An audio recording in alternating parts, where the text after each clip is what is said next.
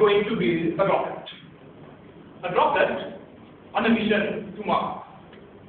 Okay, this is my plan. I first use liquid oxygen on a 4-stroke venting engine to fuel the takeoff. And then I need to propel my rocket. Yes, the conservation of momentum. M into dv by dt equals minus v into dm by dt. Therefore, I burn some fuel, the gas moves this way, the rocket moves this way, and great, I've got my rocket moving. Ah, but now I've got to land it. How do I do it? Of course, the constant theorem. Now, that was obvious, wasn't it? All I've got to do is to get the rocket spiraling around Mars. So, while conservation of energy, it will lose its potential energy, gain its kinetic energy, start spiraling faster, faster and faster, faster and faster. Curtis there, ladies and gentlemen, I know you won't speak out of the room right now, but cool down. I promise you, this will not be 7 minutes of technical. Rocket science, conservation of momentum, the Swarovski theorem. Well, I'm sorry to disappoint you, but that will not be my speech today. In fact, my speech is something related. It starts in April 2008 with the Asian Physics Olympiad. I was representing my country and proud to be doing so because I was selected as one of the best young physicists of this country.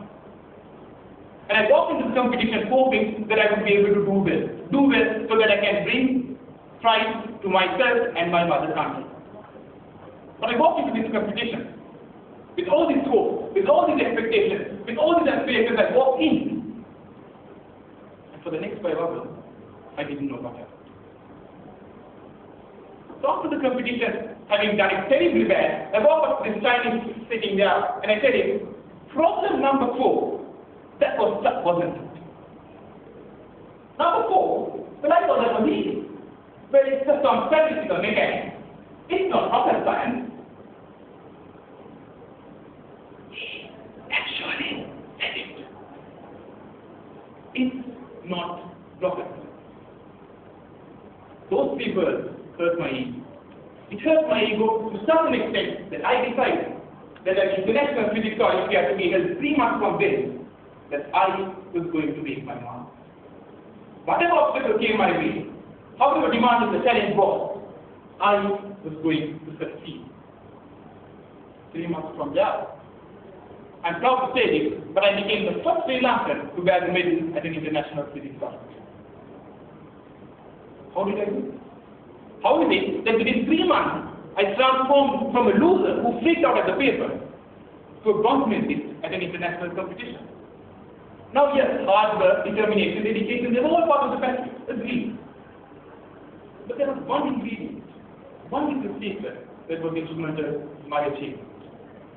It was because every time I thought that I was going to fail, every time that I thought that this was beyond my reach, those 3 words kept on coming back to me. It's not rocket science. Thermodynamics, not rocket science. Electromagnetism, not rocket science. Einstein's theory of relativity, not rocket science. Quantum electrodynamics, not rocket science.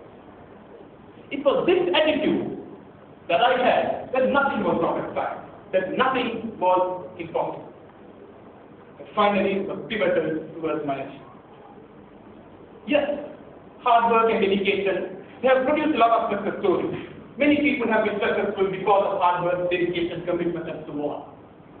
But attitude has produced the greatest. Muhammad Ali, the 3-time boxing heavyweight champion, the sports personality of the century, and the boxing legend. Having won the first championship, he walked into the second championship. But there was speculation that George Foreman, his greatest rival, might overcome. Unfortunately for Ali, he had to face a few injuries, but still made it to the final versus George Foreman. Came the final, Ali versus Foreman. Round 1 was a tight contest. Round 2, Foreman was a slight advantage. Round 3, Foreman was a clear 6 points ahead. At this point, it seemed as if all fears were coming true. It seemed as if Muhammad Ali, the great Muhammad Ali, was going to lose to George Foreman. And at this point, what was Muhammad when he told himself was, I am the greatest. A few seconds into the fourth round, one punch, Foreman was down, knocked out, and Ali won the title for the second consecutive. How did he see it? Was it that George Foreman did not work hard? Was it that George Foreman did not give enough commitment and dedication into his boxing and training? No, he did. But what is it that made the difference? Attitude, ladies and gentlemen. But because Muhammad Ali, even when all odds were against him, would turn to himself and say, I am the greatest. When I say attitude, I'm not referring to the type of negative attitude that makes you ooze with pomposity, makes you swollen-headed, and ultimately results in your downfall. No, it's not that. But an attitude that will convince you that Mount Olympus is just another rock to hop over. An attitude that will convince you that you can do it. An attitude that will convince you that you are the greatest. And even in the most dire circumstances, an attitude that will tell you that it is not problem. So, inspire dance. So the next time your mathematics professor walks up to you and tells you, I want you to find the volume of a 13-dimensional hypersphere, you say, it's just multidimensional geometry, not rocket science. And the next time your boss walks up to you and asks you to devise a strategy to bail the company out of bankruptcy, you just say, after all, it's just finance, not rocket science.